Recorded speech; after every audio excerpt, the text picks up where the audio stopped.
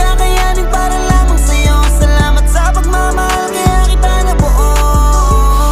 Dahil sa'yo, kailangan kong maging malakas.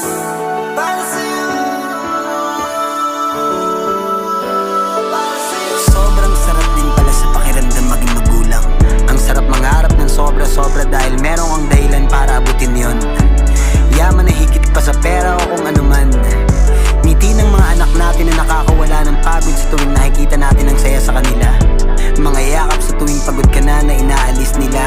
At mga lambing ng pagmamahal, talagang nakakagana araw-araw. Salamat sa pagdating sa buhay ko. Nagkaroon ng pag-asa at nagkakulay ito. Mundo kong magulo, binigyan mo ng saya. Mga mali ko itinama ko nung dumating ka. Araw-araw ikaw ang dahilan ng pagsisikap ko. Umaraw man o umulan, di ako mapapagod kasi para to sa'yo. Basta para sa anak ko, bibigay ko ng buo.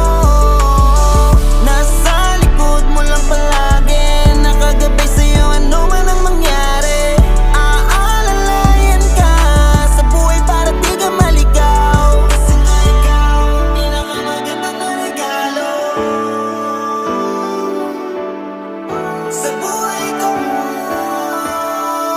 Kasi ikaw ang buhay ko. Hindi man tayo sobrang perfecto bilang ama o magulang sa mga anak natin.